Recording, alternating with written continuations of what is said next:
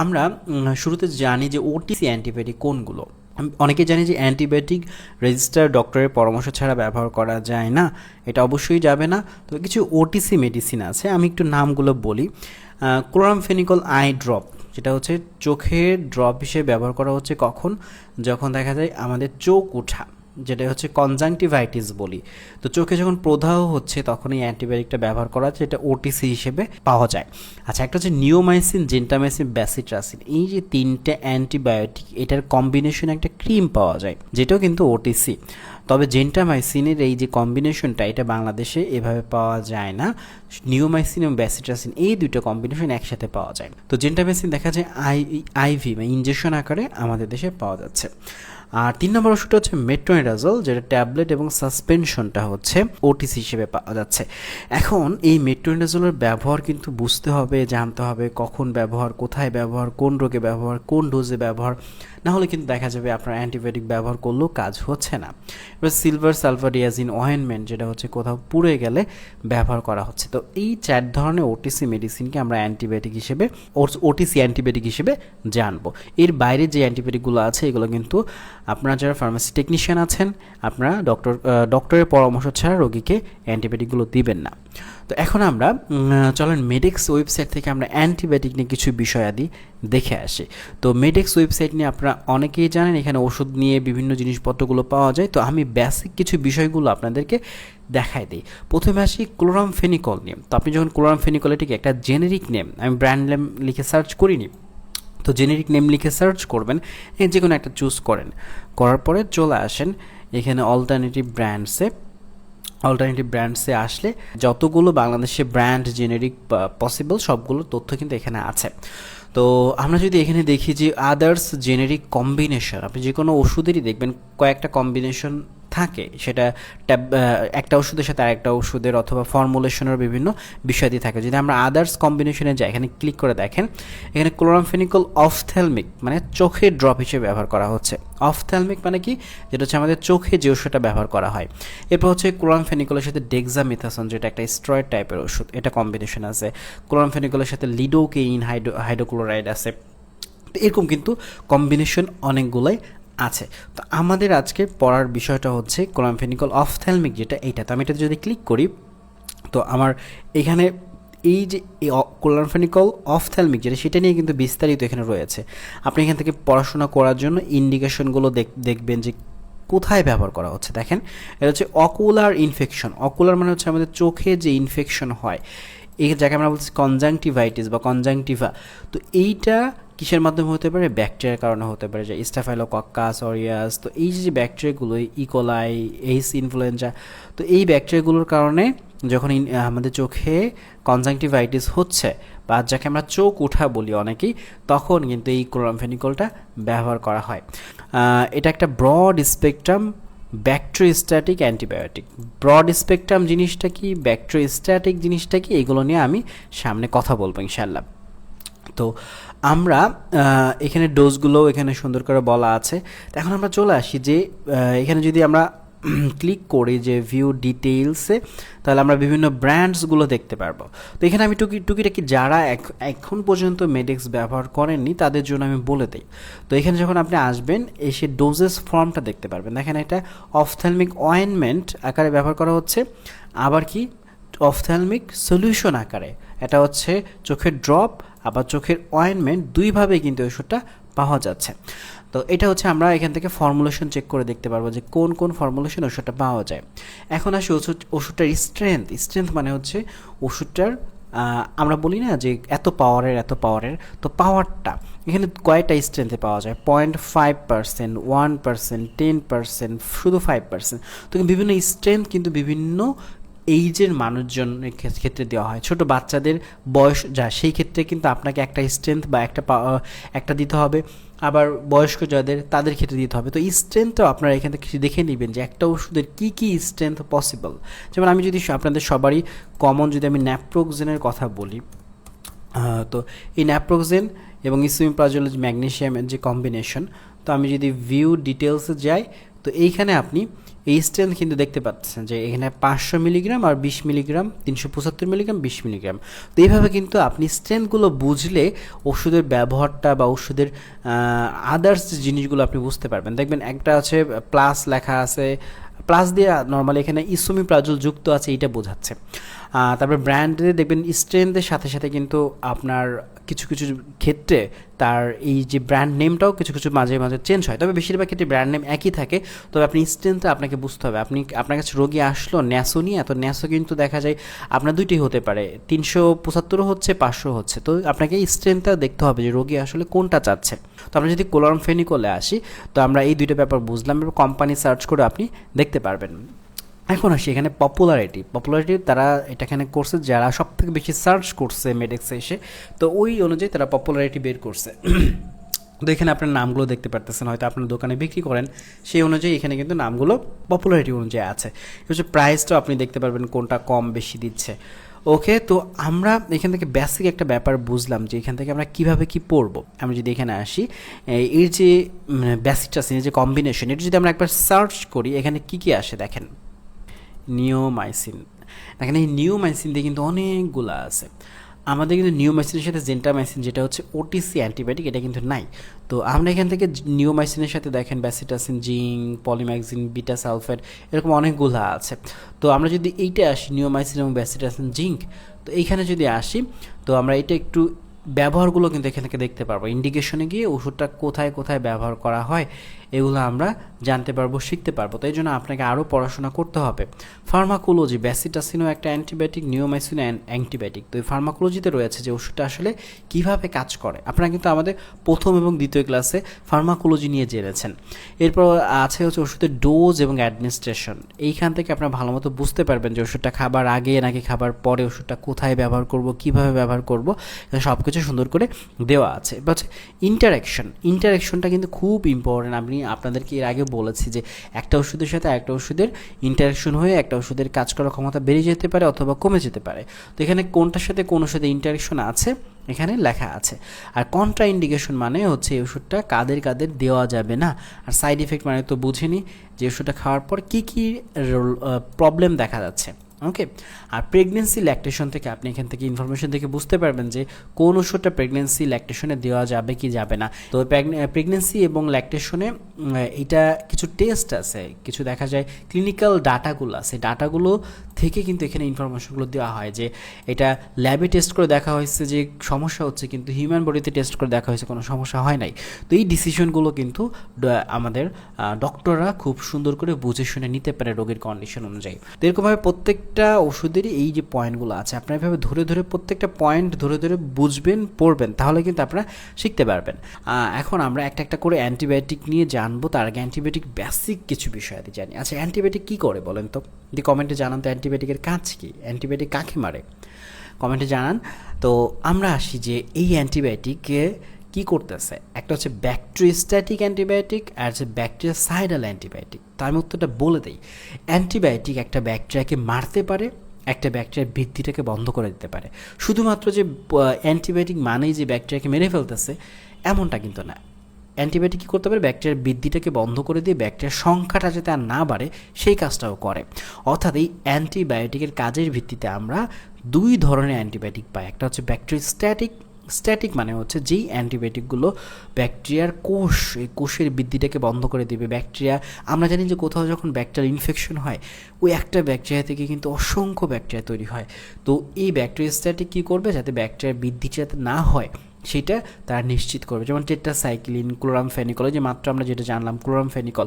এখানে দেখেন broad spectrum bacteriostatic antibiotic কিন্তু বুঝছেন, আমরা স্পেকট্রাম নিয়ে একটু পরে কথা বলতেছি। এই টার্মসটা আপনারা অনেক জায়গায় পাবেন। আর ব্যাকটেরিয়াসাইডাল কী করতেছে, ব্যাকটেরিয়াকে মেরে ফেলতেছে। যেমন বিটা ল্যাকটাম অ্যান্টিবায়োটিক, এটা কী করতেছে, ব্যাকটেরিয়াকে মেরে ফেলে। আচ্ছা, আপনারা কমেন্টে জানান তো বিটা ল্যাকটাম গ্রুপের অ্যান্টিবায়োটিক কোনগুলো। বিটা ল্যাকটাম গ্রুপের দেখি কার কমেন্টটা সঠিক হয়। আর এই কমেন্টগুলো কিন্তু আপনাদের অ্যাটেন্ডেন্স হিসেবে কিন্তু কাউন্ট হচ্ছে। এরপর হচ্ছে সেফালোস্পোরিন, ভ্যানকোমাইসিন, এগুলো কিন্তু ব্যাকটেরিয়াসাইডাল, এগুলো কী করতেছে, ব্যাকটেরিয়াকে মেরে ফেলতেছে। এখন আমরা যে ইম্পর্টেন্ট জিনিসটা শিখবো সেটা হচ্ছে অ্যান্টিবায়োটিক স্পেকট্রাম। আচ্ছা, আপনারা যখন প্রেসক্রিপশন দেখেন কিছু কিছু জায়গায় দেখবেন ডক্টররা কিন্তু 2টা বা 3টা অ্যান্টিবায়োটিক লিখতেছে একসাথে। আমি যদি 2টার কথাই বলি, ধরেন কারো রিসেন্টলি অপারেশন হয়েছে বা কোথাও কাটাছেঁড়া হয়েছে, সেক্ষেত্রে দেখা যাচ্ছে ডক্টর তাকে 2টা অ্যান্টিবায়োটিক লিখতেছে। 2টা অ্যান্টিবায়োটিক কেন লেখে? দেখেন, ওই জায়গাতে ইনফেকশন, আমরা ব্যাকটেরিয়া অ্যান্টিবায়োটিক কেন ব্যবহার করতেছি? যাতে ওই কোনো একটা ক্ষত জায়গাতে ব্যাকটেরিয়া যাতে ইনফেকশন তৈরি করতে না পারে, এটা হচ্ছে মেইন বিষয়, ইনফেকশন রোধ করার জন্য। আবার ইনফেকশন হয়ে গেলেও কিন্তু আমরা অ্যান্টিবায়োটিক ব্যবহার করতেছি। তো ইনফেকশন রোধ করার জন্য আমার কিন্তু কয়েক ধরনের ব্যাকটেরিয়া সেখানে থাকতে পারে। তো আমি যদি এক ধরনের অ্যান্টিবায়োটিক দিয়ে সব ধরনের ব্যাকটেরিয়া কিন্তু মারতে পারবো না। এই জন্য কী করা হয়, তারা 2 ধরনের অ্যান্টিবায়োটিক দিয়ে তারা রেঞ্জটাকে বড় করে। তবে এখানে কিছু সমস্যাও রয়েছে, তো আমরা একটা একটা করে আলোচনা করব। তো অ্যান্টিবায়োটিক স্পেকট্রাম বলতে আসলে কী বোঝায়, যে একটা অ্যান্টিবায়োটিক কত ধরনের ব্যাকটেরিয়াকে মারতে পারে, সেটা হলো অ্যান্টিবায়োটিক স্পেকট্রাম, বা আমরা সহজ বাংলায় বলতে পারি অ্যান্টিবায়োটিকের কাজের পরিধি কত দূর পর্যন্ত। ওকে, তো স্পেকট্রাম 2 ধরনের, একটা হচ্ছে ব্রড স্পেকট্রাম। ব্রড মানে কি অনেক দূর, বিস্তারিত, অনেক দূর জায়গা পর্যন্ত। এটা কি করতে পারে অ্যান্টিবায়োটিক 2 ধরনের, একটা হচ্ছে গ্রাম পজিটিভ আর হচ্ছে গ্রাম নেগেটিভ। তো এটা গ্রাম পজিটিভ নেগেটিভ 2 ধরনের ব্যাকটেরিয়াকেই মারতে পারে, যেমন সিপ্রোফ্লক্সাসিন। এরপর হচ্ছে ন্যারো স্পেকট্রাম অ্যান্টিবায়োটিক। তো এই অ্যান্টিবায়োটিক কী করতেছে, খুব নির্দিষ্ট পরিমাণে ব্যাকটেরিয়াগুলোকে মারতেছে, যেমন পেনিসিলিন। ওকে, তো ব্রড স্পেকট্রাম এবং ন্যারো স্পেকট্রাম এই দুটার কোনটা ব্যবহার করা হয়, যদি কারো বড় কোনো অপারেশন অনেক কিছু হয়, সেক্ষেত্রে ইনফেকশনের ঝুঁকিটা বেশি, সেক্ষেত্রে কিন্তু ডক্টর ব্রড স্পেকট্রামে অ্যান্টিবায়োটিক দিচ্ছে। আবার যখন ডক্টররা নিশ্চিত না যে আসলে কোথায় ইনফেকশনটা হয়েছে, কী কারণে হয়েছে, বা হয়তো একটা কনফিউশন রয়ে গেছে, সেই জায়গায় কিন্তু ব্রড স্পেকট্রাম দিচ্ছে। আবার ন্যারো স্পেকট্রামটা কি একদমই স্পেসিফিক, হ্যাঁ এই রোগের কারণে এইটা হচ্ছে, তার মানে কি ওইটা ন্যারো স্পেকট্রামে ওইটা ব্যবহার করা হচ্ছে। এই যে আমরা এখানে পড়ে আসছি যে ক্লোরামফেনিকল, আমি আবারও এখানে আসি, ক্লোরামফেনিকল এখানে কিন্তু ব্রড স্পেকট্রাম বলা হয়েছে, তার মানে কি এটা কি অনেকগুলো ব্যাকটেরিয়াকে মারবে। এইখানে দেখেন, এই যে কনজাংটিভাইটিস হচ্ছে চোখে, এই কনজাংটিভাইটা বা কর্নিয়াতে যে ইনফ্লামেশনটা হচ্ছে, ইনফেকশনটা হচ্ছে, এটা কিন্তু অনেকগুলো আমার ব্যাকটেরিয়ার কারণে হতে পারে। এখন কোন ব্যাকটেরিয়াকে গিয়ে স্পেসিফিকভাবে মারবে এমনটা না করে দেখা যায় আমরা একটু ব্রড স্পেকট্রাম অ্যান্টিবায়োটিক দিচ্ছে। তো এইটার দেওয়ার ক্ষেত্রে কিন্তু কিছু ব্যাপার স্যাপার আছে। কেন অ্যান্টিবায়োটিক স্পেকট্রাম জানা জরুরি? প্রথমটা হচ্ছে ঠিকঠাক ওষুধ নির্বাচন। দেখেন, স্পেকট্রাম জানা জরুরি মানে কি, মানে হচ্ছে এই যে ক্লোরামফেনিকল কোন কোন ব্যাকটেরিয়াকে মারে এটা আপনাকে জানতে হয়। যেমন আমাদের ফার্মাকোলজি যখন আমরা পড়ি, ডক্টররা যখন ফার্মাকোলজি পড়ে, তখন কিন্তু তারা জানে যে একটা অ্যান্টিবায়োটিক কোন কোন ব্যাকটেরিয়াকে মারতেছে, একটা অ্যান্টিবায়োটিক কোন ধরনের ব্যাকটেরিয়াকে মারতেছে, গ্রাম পজিটিভ নাকি গ্রাম নেগেটিভ। তো এই জিনিসগুলো জানাটা হচ্ছে আপনার সঠিক স্পেকট্রাম জানা, এবং স্পেকট্রাম জেনে কী করতে হচ্ছে, আপনাকে এই অ্যান্টিবায়োটিক নির্বাচন করতে হচ্ছে। হ্যাঁ, আমি কি ব্রড স্পেকট্রাম দিব, আর না আমি ন্যারো স্পেকট্রাম দিব। ধরেন ব্রড স্পেকট্রাম অ্যান্টিবায়োটিক ব্যবহার করলেন, ব্রড স্পেকট্রাম কী করতেছে, অনেক দূর পর্যন্ত ব্যাকটেরিয়াকে মারতেছে। সেটা কি ভালো ব্যাকটেরিয়া হতে পারে, খারাপ ব্যাকটেরিয়া হতে পারে। তো যখন আপনি ব্রড স্পেকট্রাম দিচ্ছেন, তখন কিন্তু অ্যান্টিবায়োটিক রেজিস্ট্যান্স হয়ে যাওয়ার ঝুঁকিটা থেকে যাচ্ছে। অর্থাৎ বেশি পরিমাণে যখন অ্যান্টিবায়োটিক ব্যাকটেরিয়াকে কাভার করবে, ব্যাকটেরিয়াকে মারতে যাবে, তখন বেশি পরিমাণে ব্যাকটেরিয়া জেনে যাবে ওই অ্যান্টিবায়োটিকটা কীভাবে কাজ করে। ওটা জানার পরেই কিন্তু ওই অ্যান্টিবায়োটিকের বিরুদ্ধে ব্যাকটেরিয়া একটা রেজিস্ট্যান্স তৈরি করবে, যাকে আমরা অ্যান্টিবায়োটিক রেজিস্ট্যান্স বা ড্রাগ রেজিস্ট্যান্স বলি। এখন যখন আপনি ব্রড স্পেকট্রাম কম দেবেন, তখন কিন্তু রেজিস্ট্যান্স হওয়ার ঝুঁকিটা কিন্তু কমে আসবে। ওকে, এবং আরেকটা ব্যাপার, সাইড ইফেক্ট। আপনি যখন ব্রড স্পেকট্রাম দিচ্ছেন, তখন কিন্তু আপনার বডিতে কিছু ভালো ব্যাকটেরিয়া কিন্তু মারা যাচ্ছে। তো ভালো ব্যাকটেরিয়া মারা যাচ্ছে এবং ওই অ্যান্টিবায়োটিক কিন্তু আদার্স অন্যান্য জায়গায় গিয়ে কিন্তু কাজ করতেছে, তখন কিন্তু আপনার সাইড এফেক্টটা বেড়ে যাবে। আর ন্যারো স্পেকট্রাম দিলে কি হচ্ছে, আপনার কিন্তু স্পেসিফিক ব্যাকটেরিয়া মারার কারণে সাইড এফেক্টটা কম হচ্ছে। তো এটা আপনারা একটু সুন্দর করে পড়ে নেবেন এবং এটা নিয়ে আরও বিস্তারিত জানার চেষ্টা করবেন। তো আমরা দেখেছি যে ওটিসি অ্যান্টিবায়োটিক রয়েছে 4 ধরনের, তার মধ্যে হচ্ছে ক্লোরামফেনিকল আই ড্রপ। তো এটা কিন্তু চোখের ড্রপ এবং কানের ড্রপ দুইটাই কিন্তু ব্যবহার করা হয়। তো আমরা চোখের ড্রপ নিয়ে পড়াশোনা করব। এটা হচ্ছে একটা ব্রড স্পেকট্রাম ব্যাকটেরিওস্ট্যাটিক অ্যান্টিবায়োটিক। ওকে, এটা আমরা এটিগুলো নিয়ে কথাবার্তা বলেছি। এখন এই যে স্ট্রেংথ আমরা জানি যে 0.5% এবং 1%। 1% হচ্ছে ওয়াইনমেন্ট, আর যেটা হচ্ছে আমাদের চোখের সলিউশন যেটা দিচ্ছে বেশিরভাগই হচ্ছে 0.5%, এটাই বেশি ব্যবহার করা হয়। আচ্ছা, তো এখন আসি যে ওষুধটা আসলে কীভাবে কাজ করে। যেহেতু এটা অ্যান্টিবায়োটিক, এটা হচ্ছে একটা ব্যাকটেরিয়া। তো ব্যাকটেরিয়া কোথায় কাজ করতেছে, এই যে রাইবোজোম আছে, এখানে 50S রাইবোজোম যে এটা, এই রাইবোজোমে কাজ করে এখানে এইটাকে বন্ধ করে দিয়ে প্রোটিন সিনথেসিসকে বন্ধ করে দেয়। প্রোটিন সিনথেসিস জিনিসটা কি? প্রোটিন সিনথেসিস কিন্তু আমাদের বডিতে হয়। আমাদের বডিতে অসংখ্য প্রোটিন আছে। এই প্রোটিনগুলো যদি তৈরি না হয় আমাদের কোষ কিন্তু কাজ করতে পারবে না।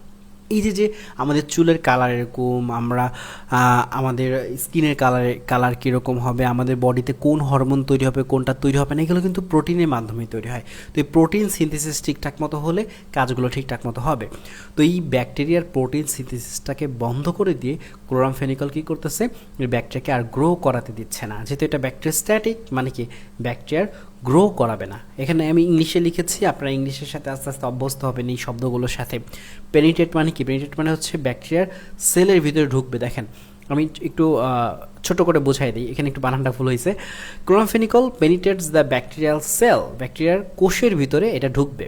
এরপর অ্যাটাচ করবে কোথায়? এই কোষের ভিতরে গিয়ে 50S নামক একটা রাইবোজোম ইউনিট আছে, সেটার সাথে গিয়ে যুক্ত হবে। অ্যাটাচ করার পর প্রোটিন সিনথেসিসটাকে বন্ধ করে দেবে। তাহলে বন্ধ হয়ে গেলে কী হয়েছে? নতুন কোনো প্রোটিন তৈরি হবে না। আর নতুন কোনো প্রোটিন তৈরি না হলে তখন কিন্তু ব্যাকটেরিয়া গ্রো করতে পারবে না। গ্রো না করতে পারলে তখন আস্তে আস্তে ব্যাকটেরিয়া কি বংশবৃদ্ধি করবে না, ব্যাকটেরিয়া কিন্তু মারা যাবে। তো এই ক্লোরামফেনিকল যে অ্যান্টিবায়োটিক, যেটা আই ড্রপ হিসেবে ব্যবহার করা হচ্ছে, এটা কোথায়? কনজাংটিভাইটিস বা চোখ ওঠার সমস্যায় আমরা এটা ব্যবহার করে থাকি।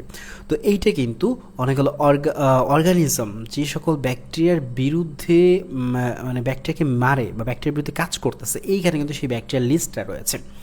তো এই লিস্টটা আপনারা একবার দেখে নেন যে এই সকল ব্যাকটেরিয়াগুলোকে কিন্তু এই ক্লোরামফেনিকল আই ড্রপটা মারতে পারবে। এখন আসি আমরা যে এই চোখের ড্রপ ব্যবহারটার নিয়মটা কি। অবশ্যই চোখের ড্রপের ব্যবহারের আগে হাত ধুয়ে নিতে হবে। আচ্ছা, কেন হাত ধুয়ে নিতে হবে? এই চোখের ড্রপ, কানের ড্রপ, এগুলোকে বলা হয় স্টেরাইল প্রোডাক্ট। স্টেরাইল প্রোডাক্ট কি? যেই ওষুধের ভিতরে কোনো ব্যাকটেরিয়া, ভাইরাস এগুলো গ্রো করতে পারবে না। ব্যাকটেরিয়া, ভাইরাস গ্রো করলে কিন্তু আমাদের ক্ষতি হবে। আমাদের হাতে কি থাকে? অনেক ব্যাকটেরিয়া থাকে। তো আমরা যখন এটা হাত দিয়ে ধরবো, আমাদের টাচটা যদি দেখা যায় আমাদের ওই যে আই ড্রপে, চোখের ড্রপের মাথায় লাগতেছে, তখন কিন্তু এটা আমাদের চোখে গিয়ে পড়তেছে ওই ব্যাকটেরিয়াটা। এই জন্য অবশ্যই হাত ধুয়ে নেওয়াটা ইম্পর্টেন্ট। এরপর হচ্ছে ড্রপার যেটা চোখের ওখানে আমরা উপরে দিয়ে হাত দিয়ে ধরে দিচ্ছি, ওইটা যেন আমার আঙুলটা না লাগে, এবং make sure the nozzle does not touch your I, ওটার জন্য আমাদের চোখে বা কানে না লাগে। তো এই যে বিষয়গুলো, চোখের ড্রপ কীভাবে ব্যবহার করতে হয়, এইটা নিয়ে আমাদের একটা ভিডিও আছে, আপনারা হয়তো অনেকেই দেখেছেন। না দেখে থাকলে ইউটিউবে সার্চ করবেন যে চোখে ড্রপ দেওয়ার সময় বা চোখে ড্রপ দেওয়ার নিয়ম কী, এবং সাথে লিখে দেবেন ক্লিয়ার কনসেপ্ট, তাহলে দেখবেন আমাদের এই ভিডিওটা চলে আসবে। তো ভিডিওটা একবার ভালো মতো দেখবেন যে কোথায় ড্রপটা ফেলতে হয়, কী করতে হয়। ওকে, তো এখন আমরা আসি যে ক্লোরামফেনিকল চোখের ড্রপের ডোজটা কীরকম হবে।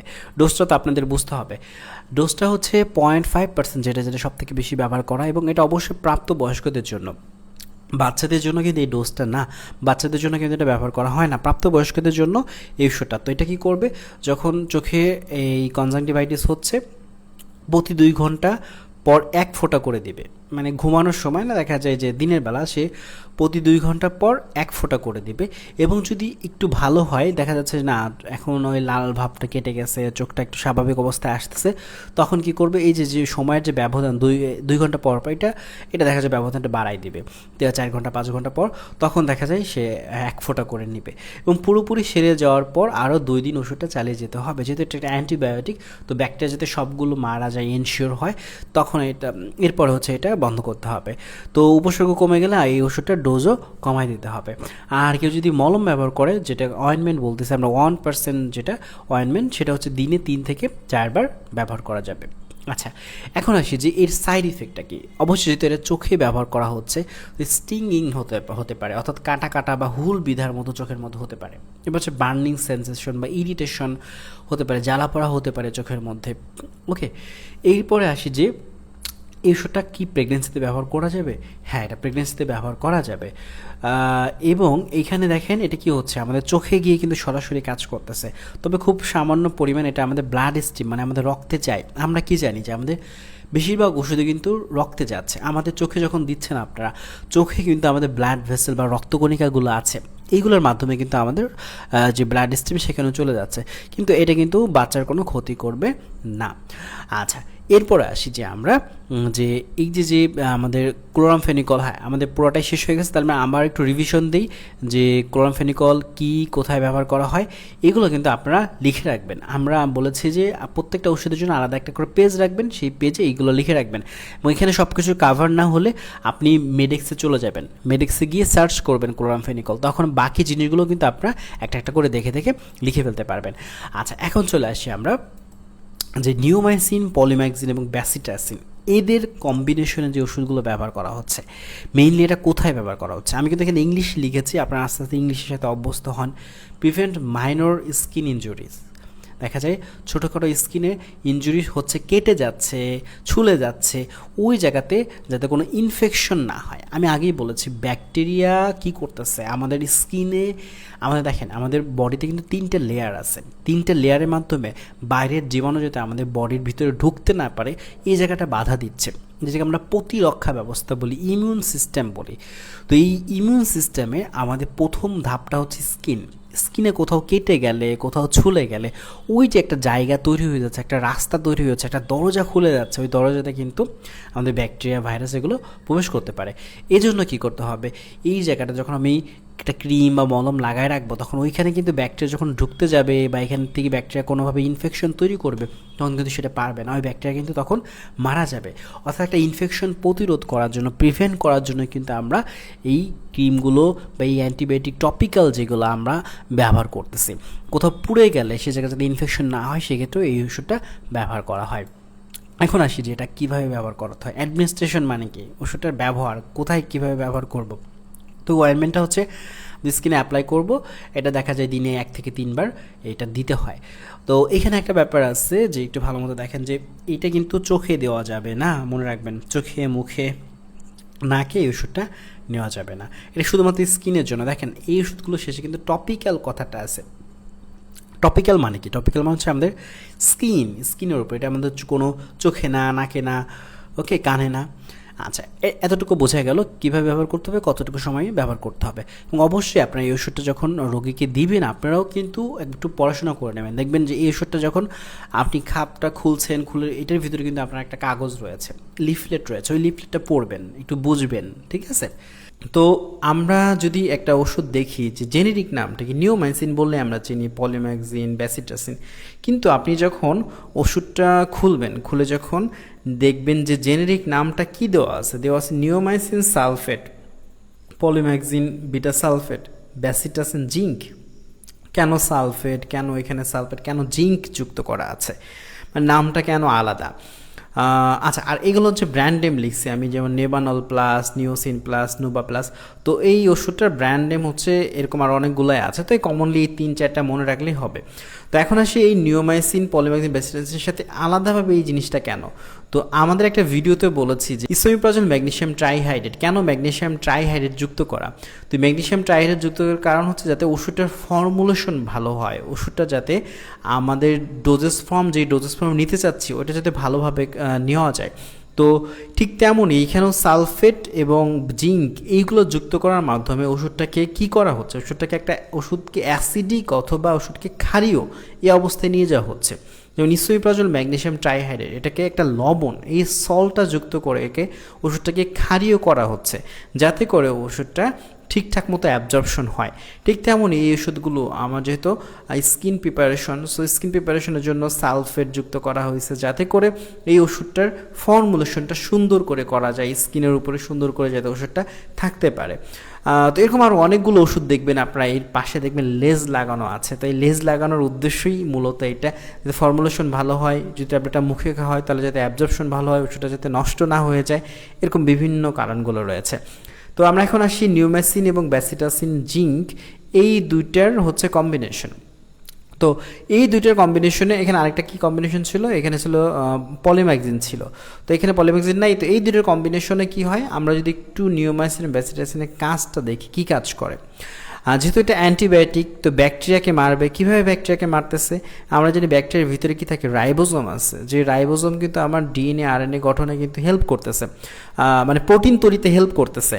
ওই যে রাইবোজোমে 30S সাব ইউনিট ওইখানে গিয়ে নিওমাইসিনটা যুক্ত হয়ে যাবে, ফলে কী হবে, ঠিকঠাক মতো এমআরএনএ ওটা বুঝবে না যে আসলে কি হচ্ছে, তো মিসলিডিং হয়ে যাবে, কজ মিসলিডিং অফ এমআরএনএ। তো এমআরএনএ মিসলিডিং হয়ে গেলে তখন কি ভুল, মানে খারাপ প্রোটিন তৈরি হবে, যে প্রোটিনে আসলে কোনো কাজ নাই। যেরকম প্রোটিন তৈরি হয়ে গেলে তখন কি এই কোষটা কিন্তু ঠিকঠাক মতো সার্ভাইভ করতে পারবে না। আমি এর আগেও বলেছি যে আমাদের বডিতে প্রোটিনটা অনেক জরুরি। আপনার যদি ভুল প্রোটিন তৈরি হয়, প্রোটিন ঠিক মতো তৈরি না হয়, তাহলে কিন্তু অনেক কাজ, অনেক ফাংশন হয় না। ঠিক তেমনই এই প্রোটিনটা ঠিক মতো তৈরি না হওয়ার কারণে ব্যাকটেরিয়াটা তখন মারা যাচ্ছে। তো কোনো ব্যাকটেরিয়া মারা গেলে সেটাকে আমরা কী বলি বলেন তো? সেটাকে আমরা বলি ব্যাকটেরিওসাইডাল। আচ্ছা, তো নিওমাইসিন তো এই কাজটা করলো। ঠিক একই রকমভাবে ব্যাসিটাসিনও একটা অ্যান্টিবায়োটিক। তো এ কী করতেছে, এই যে ব্যাকটেরিয়ার বাইরে কি আছে, কোষ প্রাচীর আছে, সেল ওয়াল আছে, সেই সেল ওয়াল সিনথেসিস হইতে হয়। সিনথেসিস কেন হইতে হয়? একটা ব্যাকটেরিয়া থেকে আরেকটা ব্যাকটেরিয়া যখন হচ্ছে, তোর মাঝে কি কোষের ডিভিশন, আমার ভিতরে যে সেলের ডিভিশন হচ্ছে, ওই সেলটার ডিভিশন হওয়ার জন্য বাইরে কিন্তু পরে সেল ওয়াল তৈরি হতে হয়। সেই সেল ওয়ালটা যদি তৈরি না হয়, তাহলে কিন্তু একটা ব্যাকটেরিয়া সার্ভাইভ করতে পারবে না, একটা ব্যাকটেরিয়া টিকে থাকতে পারবে না। তো একটা বাড়ির যদি বাইরে দিয়ে ওয়াল না থাকে, ওয়াল না হলে তো বাড়িতে দেখা যায় চোর ডাকাত ঢুকে, বাড়িতে পানি ঢুকবে, বাড়িতে ঝড় বৃষ্টি হলে খুব বাজে অবস্থা হয়ে যাবে। তো ঠিক তেমনই ব্যাকটেরিয়ার বাইরে একটা সেল ওয়াল থাকে, সেই সেল ওয়ালটা তৈরি হতে পারে না ঠিক মতো। কে বাধা দেয়? ব্যাসিটাসিন গিয়ে বাধা দেয়, ফলে দেখা যায় ব্যাকটেরিয়াটা মারা যাচ্ছে। আচ্ছা, এখন আসি অয়েনমেন্ট এবং পাউডার দুইভাবে এটা পাওয়া যায়। যেমন এর আগে দেখাইছি কি, দেখেন এই যে নেবানল প্লাস। কেন প্লাস? এটার মধ্যে হচ্ছে পলিম্যাক্সিন আছে, আর এখানে কি প্লাস না, শুধু নেবানল। তো শুধু নেবানল পাউডার আকারে পাওয়া যাচ্ছে, পাউডার অয়েনমেন্ট আকারে, পাউডার আকারে দুইভাবে পাওয়া যায়। তো এখানে আপনারা একবার দেখে নেন, এখানে কি আছে দেখেন, 5 মিলিগ্রাম আছে, কি 5 মিলিগ্রাম নিওমাইসিন সালফেট আছে, আর 500 IU 500 ইন্টারন্যাশনাল ইউনিট আছে, তো আপনার হচ্ছে ব্যাসিটাসিন।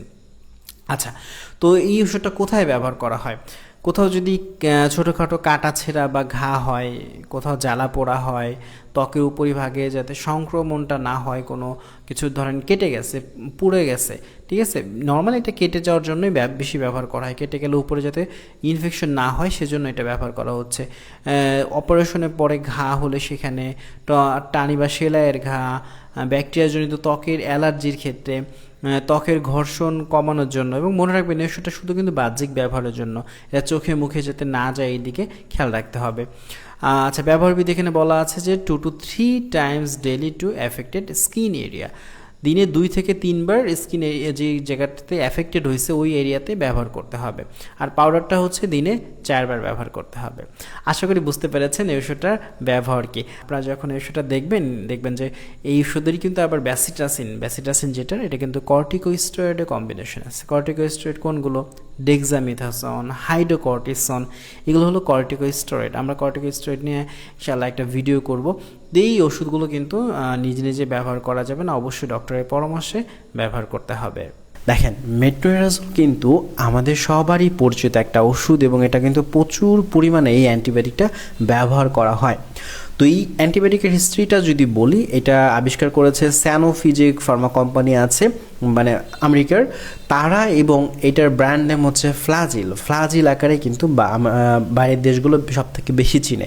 এবং এখানে দেখেন লিখছে কি নিচে ছোট্ট করে, ইন্টেস্টাইনাল অ্যান্টিসেপটিক এবং অ্যান্টিপ্রোটোজোয়াল, মানে আমাদের যে পাকস্থলী পরে কি থাকে আমাদের ক্ষুদ্রান্ত বৃহদান্ত, যে ইন্টেস্টাইনাল কি অ্যান্টিসেপটিক, এখানে যে ব্যাকটেরিয়া আছে, এখানে জীবাণু আছে, এগুলোকে মারবে। ওকে, অ্যান্টিপ্রোটোজোয়াল, এখানে যে প্রোটোজোয়া আছে, পরজীবী আছে, এগুলোকে নষ্ট করবে। তো এই যে মেট্রোনিডাজলের পুরো ব্যবহারটা জানবো, তার আগে আমরা ফার্মাকোকাইনেটিক্স এবং ফার্মাকোডাইনামিক্সটা একবার জেনে নিব।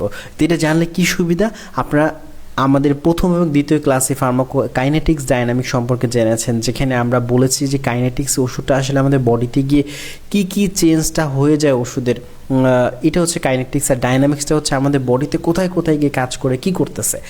তো আমরা এগুলো জেনে নিই। প্রথমে শুরুতে আসি যে মেট্রোনিডাজোলের ফার্মাকোকাইনেটিক্স। ফার্মাকোকাইনেটিক্সের মধ্যে কি ছিল?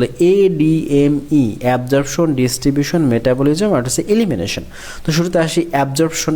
ওষুধটা কি আমাদের পাকস্থলিতে, মানে আমরা মুখে খেলে ওষুধটা আমাদের বায়ো অ্যাভেলেবিলিটি 100%, মানে আমাদের ওষুধটা রক্তে 100%ই পৌঁছায় যায়। ঠিক তেমনই সাসপেনশন খেলেও একই রকমভাবে এর বায়ো অ্যাভেলেবিলিটি ভালো বলা যায় আর কি।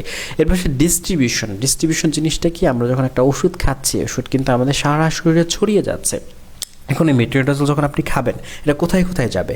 এটা দেখেন আমাদের বডির টিস্যু, ফ্লুইডস ইনক্লুডিং যেমন বোন, অ্যাবসেসিস, আমাদের যে CNS মানে আমাদের ব্রেনের কথা বলা হয়েছে, এবং ভ্যাজাইনাল সিক্রেশন, এই সকল জায়গাগুলোতে আমাদের এই মেট্রোনিডাজোলটা পৌঁছে যাবে।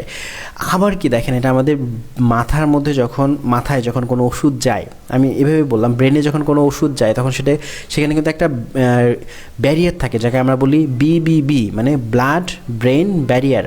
তো এই ওষুধটা কিন্তু এই ব্লাড ব্রেন ব্যারিয়ার ক্রস করতে পারে। এছাড়াও কি প্লাসেন্টাল ব্যারিয়ার, যে বাচ্চাটা যেখানে থাকে ওই ব্যারিয়ারটা কিন্তু ক্রস করতে পারে।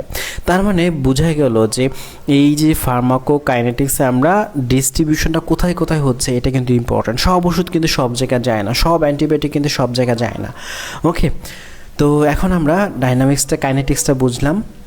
ফার্মাকোকাইনেটিক্সে মেটাবলিজম, এই মেটাবলিজম কি? ওষুধটা কিন্তু আমাদের বডি থেকে বের হওয়া লাগবে। বের হওয়ার জন্য ওষুধটার যে কেমিক্যাল চেঞ্জটা নিয়ে আসতে হবে। এটা কে করবে? লিভারে। দেখা যায় বেশিরভাগ ওষুধে কিন্তু লিভারে মেটাবলিজমটা হয়ে যায়।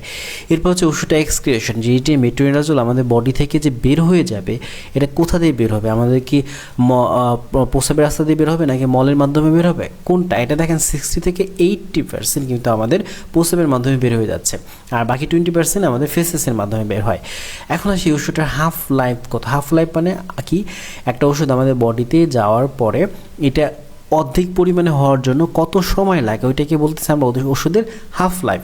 তো এটা হাফ লাইফ হচ্ছে 8 ঘন্টা, অর্থাৎ আপনি যখন এই ওষুধটা খাবেন 8 ঘন্টার মধ্যে এই ওষুধটা যতটুকু রক্তে পৌঁছেছে তার অর্ধেক হয়ে যাবে। ওকে, তো এতটুকু বুঝলাম আমরা ফার্মাকোকাইনেটিক্স। এখন আসি আমরা ফার্মাকোডাইনামিক্সে। ফার্মাকোডাইনামিক্সে মেকানিজম অফ অ্যাকশন নিয়ে আলোচনা করা হয়, যে ওষুধটা আসলে কীভাবে কাজ করে। দেখেন, এই ওষুধটা যখন আমাদের যে শরীরে আমরা খাওয়ার পরে যখন ব্যাকটেরিয়াতে যায়, এটা কোথায় গিয়ে কাজ করবে? ব্যাকটেরিয়াতে কিন্তু কাজ করবে। তো ব্যাকটেরিয়া ভিতরে গিয়ে এটা কী করে? একটা ক্ষতিকর একটা উপাদান তৈরি করে, যেটাকে আমরা বলি reactive Nitro radicals. Reactive Nitro radicals একটা ক্ষতিকর উপাদান, যেই উপাদানটা গিয়ে ব্যাকটেরিয়ার ডিএনএর সাথে গিয়ে বাইন্ড করে, ইন্টারাক্ট করে ওই ব্যাকটেরিয়াকে মেরে ফেলে। এই যে ব্যাকটেরিয়া সাইডাল মানে কি? যেটা ব্যাকটেরিয়াকে মেরে ফেলতেছে। তার মানে আমরা বুঝতে পারলাম যে এই যে মেট্রোনিডাজোল ব্যাকটেরিয়ার শরীরে ক্ষতিকর একটা উপাদান তৈরি করে দিয়ে ব্যাকটেরিয়াকে মেরে ফেলতেছে। এখন কোন কোন ব্যাকটেরিয়াকে মারবে? আমরা এর আগে পড়ে আসি যে স্পেকট্রাম কি, ন্যারো স্পেকট্রাম আর ব্রড স্পেকট্রাম। তো দেখেন, স্পেকট্রাম যদি আপনি বুঝতে পারেন কোন কোন ব্যাকটেরিয়াকে মারতেছে, এটা কিন্তু আপনি সুন্দর করে ধরতে পারবেন। এখানে দেখেন, এই যে এখানে অ্যানারোবিক ব্যাকটেরিয়া কী অ্যানারোবিক ব্যাকটেরিয়াকে মারতেছে, এছাড়াও প্রোটোজোয়া কী প্রোটোজোয়াকে মারতেছে, এখানে দেওয়া, এটা কিন্তু বলা আছে। তো এইগুলো আপনারা একটু দেখে নেবেন, তাহলে বুঝতে পারবেন যে কোন রোগের জন্য কোন সমস্যায় এই ওষুধটা ব্যবহার করা হয়। এই ব্যাকটেরিয়ার ধরন অনুযায়ী কিন্তু রোগগুলো হচ্ছে, সেই রোগ অনুযায়ী কিন্তু এই ওষুধগুলো রোগীকে দিতে হচ্ছে। তো আমরা যদি আসি এই ওষুধটার সাইড ইফেক্ট কী? ওষুধের কমন একটা সাইড ইফেক্ট হচ্ছে আপনার মেটালিক টেস্ট দেখা যায় কয়েকদিন খাওয়ার পরে জিহ্বাতে স্বাদ কমে যাচ্ছে।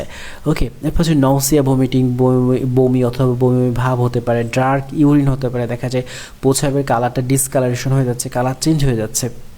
আচ্ছা, এখন কিছু বিষয় মনে রাখেন যে এই ওষুধটা যারা অ্যালকোহল সেবন করলে এই ওষুধটা খাওয়ার 3 দিনের মধ্যে কিন্তু সে অ্যালকোহল খেতে পারবে না। অ্যালকোহল 3 দিন আগে 3 দিন পরে কিন্তু খেতে পারবে না। ওকে, এটা ভালো মতো মাথায় রাখতে হবে। এরপর হচ্ছে US FDA-তে এইটাকে বলা হয় মেট্রোনিডাজোল প্রেগনেন্সি ক্যাটাগরির বি। প্রেগনেন্সি ক্যাটাগরি কিন্তু কয়েকটা আছে, A B C X আছে। তো এই যে A আর Bটাকে অনেকটাই সেফ ধরা হয়। এরপর আসে হচ্ছে হেপাটিক ইম্পেয়ারমেন্ট, হেপাটিক মানে কি? হেপাটিক মানে হচ্ছে আমাদের লিভার, আর রেনাল মানে হচ্ছে আমাদের কিডনি। তো হেপাটিক ইম্পেয়ারমেন্ট এবং রেনাল ইম্পেয়ারমেন্ট এইগুলো যদি আমাদের কিডনি এবং লিভারের সমস্যা দেখা দেয়, তখন কিন্তু এই ওষুধটা ব্যবহার করার সময় অবশ্যই সতর্কতা অবলম্বন করতে হবে, ডক্টরের পরামর্শে এটা ব্যবহার করতে হবে। এরপরে আসি যে অনেক ধরনের রোগের জন্য কিন্তু এই ওষুধটা কিন্তু আলাদা আলাদা ডোজ রয়েছে। আমি এর আগে এই যে মাত্রই বলেছি যে এখানে দেখেন অ্যানারোবিক যে ব্যাকটেরিয়াগুলো আছে এইগুলোকে মারার জন্য ডোজ আলাদা, প্রোটোজোয়াকে মারার জন্য ডোজ আলাদা। যেই রোগ হচ্ছে এই ব্যাকটেরিয়াগুলো দ্বারা সেটা আলাদা আলাদা কিন্তু মানে এটাকে মারার জন্য আলাদা আলাদা ডোজ রয়েছে। তো আমি শুধুমাত্র এখানে আলোচনা করছি ইন্টেস্টাইনাল অ্যামিওবায়োসিস, যেটা হচ্ছে আমরা বলি কি আমাশয়, এটা নিয়ে একটু কথা বলে, এটা নিয়ে সমস্যাগুলো নিয়ে বেশিরভাগ আপনাদের কাছে রোগীরা যায়। তো অন্যান্য যে রোগগুলো আছে আপনারা এই মেট্রোনিজোল লিখে সার্চ করবেন ডিমসে অথবা মেডিক্সে, সার্চ করার পর ওইখানে দেখবেন প্রত্যেকটা রোগ নিয়ে আলাদা আলাদা রোগের ডোজটা বলা আছে। তো এইটা অবশ্যই আপনারা এই এতটুকু পর্যন্ত দেখেন, যেটা যাতে আপনাদের কাছে যেহেতু রোগীরা বেশি পরিমাণে এই সমস্যাগুলো নিয়ে আসে এগুলো যাতে আপনারা আইডেন্টিফাই করতে পারেন। তার আগে আমরা ইন্টেস্টাইনাল অ্যামিওবায়োসিসটা দেখে নেই এটা কি। ইন্টেস্টাইনাল অ্যামিওবায়োসিসটি পেটে একটা সংক্রমণ রোগ, যা একটা পরজীবী অ্যান্টিমিবা হিস্টোলিকা, এই যে দেখেন এই যে এখানে আমি এখানে আপনাদের বলছিলাম এই যে অ্যান্টিমিবা হিস্টোলিকা, এই যে প্রোটোজোয়া, এই প্রোটোজোয়ার মাধ্যমে কিন্তু এই রোগটা হচ্ছে। এখন এই যে এর মাধ্যমে যে রোগটা হচ্ছে তাকে আমরা বলছি ইন্টেস্টাইনাল অ্যামিওবায়োসিস। তো এখানে কী হচ্ছে, পাতলা পায়খানা হয় যাকে আমরা ডায়রিয়া বলতেছি, এবং এইখানে কি হচ্ছে, এটা হলো সবথেকে সাধারণ লক্ষণ। রোগী বারবার পাতলা পায়খানা করবে, কয়েকদিন বা সপ্তাহ ধরে এটা থাকে। আবার দেখা যাবে কি রক্ত বা মিউকাসযুক্ত পায়খানা হচ্ছে রোগীর। তো এইটা একটা সংকেত। এরপর হচ্ছে পেটে ব্যথা হবে, অনেক রোগীর কী হবে, পেটে ব্যথা হচ্ছে, ক্রাম্প হচ্ছে পেটে। ওকে, এই যে দেখেন বাচ্চাটা কিন্তু পেটটা ধরে এইভাবে বসে আছে। তো এটা হচ্ছে একটা পরজীবীর কারণে এমনটা হচ্ছে। এছাড়াও দেখা যায় কিছু কিছু রোগীর জ্বর চলে আসে, যেটা সবসময় নর্মালি হয় না, বমি বমি ভাব থাকে অনেকেরই, ওজন কমে যাওয়া দেখা যায় দীর্ঘদিন যদি এটা এমনটা হয়ে থাকে সেক্ষেত্রে ওজন কমে যাওয়ার হতে পারে। এটা মানে কমন লক্ষণগুলো হচ্ছে এই কয়টা, এবং এটা হচ্ছে দেখা যায় পরবর্তীতে এই লক্ষণগুলো দেখা দিতে পারে। অতিরিক্ত ক্লান্তি, দুর্বলতা দেখা যাচ্ছে, যেহেতু ডায়রিয়া হচ্ছে শরীর থেকে পানি চলে যাচ্ছে, পানি শূন্যতা ও ক্লান্তি, এটাও নর্মাল দেখা যায় অবশ্য, অতিরিক্ত ক্লান্তি ও দুর্বলতা। তো এখন চিকিৎসকের কাছে কখন যাবে, যদি আপনার পাতলা পায়খানা 2 থেকে 3 দিনে বেশি থাকে, পায়খানা রক্ত দেখা যায় বা প্রচণ্ড পেটে ব্যথা হয়, একটা হচ্ছে 2 থেকে 3 দিন থাকলে আপনি কমছে না অবশ্যই যাবেন। আর যদি পায়খানার সাথে রক্ত দেখা যায় বা প্রচণ্ড পেটে ব্যথা হয় তাহলে অবশ্যই চিকিৎসকের পরামর্শ নেবেন। আচ্ছা, তো এখন আমরা যদি ওষুধের ডোজটাতে আসি, যে এই যে ইন্টেস্টাইনাল অ্যামিওবায়োসিস এই জায়গাটাতে কি করতে হয়, 400 থেকে 800 মিলিগ্রাম যে ওষুধটা, এটা অবশ্যই ডক্টর তার অবস্থা বুঝে দিবে। দিনে 3 বার, 400 মিলিগ্রাম হলে দিনে 3 বার সে ব্যবহার করবে, টিট দিয়ে বোঝাচ্ছে 3 বার, এবং সেটা 5 থেকে 10 দিন এই ওষুধটা ব্যবহার করতে হয়। এবং বাচ্চাদের ক্ষেত্রে এটা ওজন অনুযায়ী দেখেন 35 থেকে 50 মিলিগ্রাম ওষুধ বাচ্চার ওজন অনুযায়ী প্রতি 1 কেজির জন্য। যদি 10 কেজি হয় বাচ্চার ওজন, তাহলে কী হবে, 350 মিলিগ্রাম যেটা সেটা ব্যবহার করা যাবে। এটা কিন্তু সাসপেনশন আকারে পাওয়া যায়, এটা ভালো মতো মনে রাখবেন যে সাসপেনশন আকারে এটা পাওয়া যাচ্ছে। এই জন্য সিরাপের গায়ে ঠিকঠাক মতো যে পরিমাপটা এটা আপনারা দেখে নেবেন এবং বুঝে নেবেন যে এটা আসলে কতটুকু ডোজে কতটুকু দেওয়া হচ্ছে। মেট্রোনিজোল তো আমাদের শেষ হলো। এটা নিয়ে যদি কোনো প্রশ্ন থাকে আপনাদের মেট্রোনিজোল নিয়ে অবশ্যই কমেন্টে জানাবেন। এখন আমরা চলে আসি যে সিলভার সালফাডিয়াজিন অয়েনমেন্ট, যেটা হচ্ছে কোথাও কেটে গেলে, পুড়ে গেলে ওই ইনফেকশন রোধ করার জন্য এটা ব্যবহার করা হচ্ছে। ওকে, কোথাও পুড়ে গেলে, বেশিরভাগ ক্ষেত্রে এটা ব্যবহার করা হয় পুড়ে যাওয়ার ক্ষেত্রে।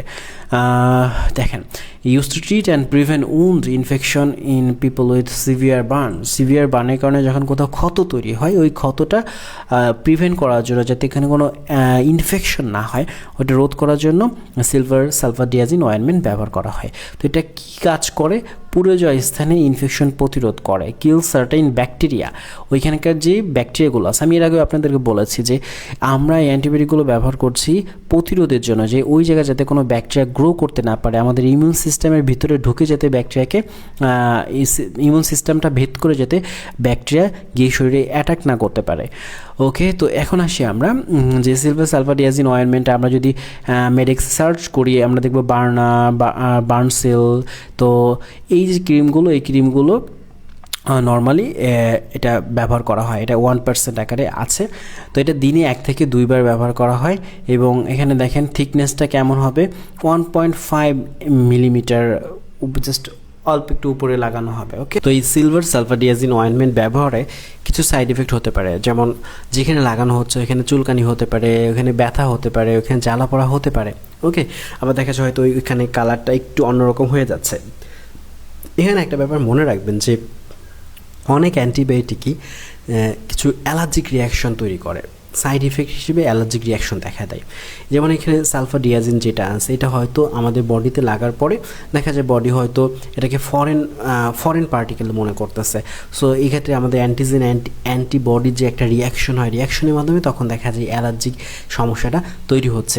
তো আমাদের একটা ভিডিও আছে যেখানে আমরা অ্যান্টিবায়োটিক এবং স্টেরয়েডের সাইড ইফেক্ট নিয়ে কথা বলেছি, বিশেষ করে অ্যান্টিবায়োটিকের কী সাইড ইফেক্ট হয়, এখানে কোন কোন অ্যান্টিবায়োটিক অ্যালার্জিক রিয়াকশন হয়, কোন কোন অ্যান্টিবায়োটিকে বমি হয় বা ডায়রিয়া হয়, এগুলো নিয়ে আমি কথা বলেছি। তো এই ভিডিওগুলো আপনারা দেখে নেবেন, সার্চ করবেন আপনি পরিচিত সব ওষুধের সাইড ইফেক্ট লিখে, তাহলে ভিডিওটা পেয়ে যাবেন। আচ্ছা, ঝটপট 2টা কুইজ হয়ে যাক, তো দেখি কে কে সঠিক উত্তর দিতে পারেন। অবশ্যই কমেন্টে উত্তরগুলো লিখবেন, কারণ এই উত্তরগুলো হচ্ছে আপনাদের অ্যাটেন্ডেন্স হিসেবে কাউন্ট হচ্ছে। তো কোন ওষুধটি অ্যান্টিব্যাকটেরিয়াল ও অ্যান্টিপ্রোটোজল উভয় হিসেবে কাজ করে? বলেন তো কোন ওষুধটা? আমরা কিন্তু মাত্রই পড়েছি, কি হবে? ক্লোরামফেনিকল, ডক্সিসাইক্লিন, মেট্রোনিডাজল নাকি টেট্রাসাইক্লিন? কোনটা হবে? ঝটপট লিখে ফেলেন। এখন আরেকটা কুইজ হচ্ছে, সিলভার সালফাডিয়াজিন ওষুধের পার্শ্ব প্রতিক্রিয়া কি হতে পারে? সিলভার সালফাডিয়াজিন যে অয়েনমেন্ট আছে ওষুধের পার্শ্ব প্রতিক্রিয়া কী হতে পারে? ত্বকে জ্বালা পোড়া, মাথা ব্যথা, ঘুম কমে যাওয়া নাকি চোখের ক্ষতি? কোনটা হবে? ঝটপট করে লিখে ফেলেন। এখন আমরা যে অ্যান্টিবায়োটিকগুলো একটা ব্যাকটেরিয়া কোথায় কোথায় গিয়ে কাজ করে এই জিনিসগুলো নিয়ে আমরা এখন আলোচনা করব। তো প্রথমে আসি আমরা যে একটা অ্যান্টিবায়োটিক কোথায় কাজ করতে পারে। ব্যাকটেরিয়া সেল ওয়াল, এটা হচ্ছে পুরো একটা ব্যাকটেরিয়া। দেখেন আমি যে ব্যাকটেরিয়া একটু দেখাই, এটা হচ্ছে সেল ওয়াল, মানে কোষ প্রাচীর, বাইরের দিকে যে প্রাচীরটা। এরপরে আছে হচ্ছে আমার এই ভিতরে যে জায়গাগুলো দেখেন, এইটাকে আমরা বলতেছি সিঁড়ির মতো, যেটা এটাকে আমরা বলতেছি ডিএনএ। তো ডিএনএ রেপ্লিকেশন হয়, ডিএনএ সিনথেসিস হয়, ডিএনএগুলো দেখা যায় একটা কোষ থেকে আরেকটা কোষে যাচ্ছে। তো এই ডিএনএ সিনথেসিস হওয়ার সময় কিছু অ্যান্টিবায়োটিক কাজ করতেছে। আবার দেখেন রাইবোজোম আছে আমাদের এই যে ব্যাকটেরিয়া কোষের ভিতরে ইম্পর্টেন্ট কিছু জিনিসপত্র আছে, তো ওই জায়গাটাতে কিন্তু এটা বাধা দিচ্ছে, অর্থাৎ প্রোটিন সিনথেসিসে বাধা দিচ্ছে এই অ্যান্টিবায়োটিকগুলো। ওকে, আবার হচ্ছে কি মেটাবলিক পাথওয়ে, আমাদের একটা কোষের মধ্যে কিন্তু অনেকগুলো পাথওয়ে আছে, ফলিক অ্যাসিড তৈরি হচ্ছে, মাইকোলিক অ্যাসিড তৈরি হচ্ছে। এই যে মেটাবলিক পাথওয়ে, এই পাথওয়েটাকে বন্ধ করে দিয়ে অনেক অ্যান্টিবায়োটিক কাজ করে। এবার হচ্ছে প্লাজমা মেমব্রেন। তো এই প্লাজমা মেমব্রেনটা হচ্ছে ব্যাকটেরিয়ার যে কোষ প্রাচীরের নিচের যে জায়গাটা, আমাদের মানব দেহে আমাদের যে হিউম্যান সেলগুলো আর ব্যাকটেরিয়াল সেলের মধ্যে পার্থক্যটা বা উদ্ভিদ সেলের মধ্যে পার্থক্যটা হচ্ছে এই সেল ওয়াল হিউম্যান সেলের নাই, কিন্তু উদ্ভিদ সেল ব্যাকটেরিয়া সেলে কিন্তু সেল ওয়াল আছে। তো আমাদের কোষের শুরুটা হয় কিন্তু এই প্লাজমা মেমব্রেন দিয়ে, আর ব্যাকটেরিয়া কোষের শুরুটা হচ্ছে সেল ওয়াল দিয়ে। তো এই প্লাজমা মেমব্রেনটাকে, এই মেমব্রেনের কাজকে বন্ধ করে দিয়ে কিন্তু কিছু অ্যান্টিবায়োটিক কাজ করতেছে। পলিমাক্সিন যে বিটা আছে এটা কিন্তু এটা কাজ করতেছে, কোলিস্টিন কাজ করতেছে। তো আমরা এখন দেখব যে কোথায় কোন অ্যান্টিবায়োটিকটা কাজ করে আমাদের ব্যাকটেরিয়াকে মারতেছে। তার আগে আপনারা হয়তো এই ভিডিওটা দেখেছেন আমাদের ইউটিউবে বা অথবা ফেসবুকে, যদি দেখে না থাকেন তাহলে 100টি অ্যান্টিবায়োটিক মনে রাখার উপায় লিখে সার্চ করে আপনারা 100টা অ্যান্টিবায়োটিক সম্পর্কে জানতে পারবেন, বেসিক লেভেলে জানতে পারবেন। তো এই জিনিসগুলো আমি এখানে এই ভিডিওতে কিছুটা রেখেছি। তো শুরুতে আমরা এই যে একটা অ্যান্টিবায়োটিকে কী করতেছে, একটা ব্যাকটেরিয়াকে মারতেছে। এটা কীভাবে মারে? আমরা এর আগেও বলেছি যে ব্যাকটেরিস্ট্যাটিক আর হচ্ছে ব্যাকটেরিওসাইডাল। স্ট্যাটিকে কী করতেছে, ব্যাকটেরিয়াল সেল ওয়াল বা অন্য কিছু বা যেটাই হোক না কেন এটার উপর কাজ করে এই বৃদ্ধিটাকে বন্ধ করে দিচ্ছে। আরেকটা হচ্ছে ভিতরে গিয়ে কাজ করে দেখা যাচ্ছে পুরো ব্যাকটেরিয়াকেই মেরে ফেলতেছে। তো এই ব্যাকটেরিয়া দেখা যায় দেওয়াল বা সেল ওয়ালে গিয়ে কাজ করতেছে, প্রোটিনে গিয়ে কাজ করতেছে, ডিএনএতে কাজ করতেছে। তাহলে আমরা শুরুতে যদি আসি যে একটা এই ব্যাকটেরিয়াকে যদি তার সেল ওয়ালকে নষ্ট করে দিয়ে যে অ্যান্টিবায়োটিকগুলো কাজ করবে তাকে আমরা বলবো সেল ওয়াল সিনথেসিস ইনহিবিটর। তো এখানে একটা শব্দ হবে সিনথেসিস। তো সেল ওয়াল সিনথেসিস ইনহিবিটর কারা? সেই cell wall synthesis inhibitor penicillin antibiotic, cephalosporin, carbapenem, monobactam, এগুলো হচ্ছে আমাদের সেল ওয়াল সিনথেসিস ইনহিবিটর। তো আমরা একটা একটা করে দেখি। প্রথমে যদি আমরা আসি পেনিসিলিন গ্রুপের অ্যান্টিবায়োটিক, যেমন broad spectrum penicillin, long acting penicillin, আর একটা হচ্ছে পেনিসিলিনেজ রেজিস্ট্যান্স পেনিসিলিন। তো ব্রড স্পেকট্রাম বলতে আমরা বুঝতেছি যে এর আগে যেটা আমরা বলেছি যেটা অনেকগুলো ব্যাকটেরিয়াকে একসাথে মারতেছে। তো অ্যামোক্সিসিলিন এবং অ্যামোক্সিসিলিনের সাথে ক্লাভোলিনিক অ্যাসিড যুক্ত করা। কেন যুক্ত করা? এই অ্যামোক্সিসিলিনে একটা বিটা ল্যাকটাম রিং আছে, ওই বিটা ল্যাকটাম রিংটাকে যাতে এই ব্যাকটেরিয়া কোনো একটা এনজাইম দিয়ে ভাঙতে না পারে, সেজন্য কি হচ্ছে এই ক্লাভোলিনিক অ্যাসিডটা যুক্ত করা আছে।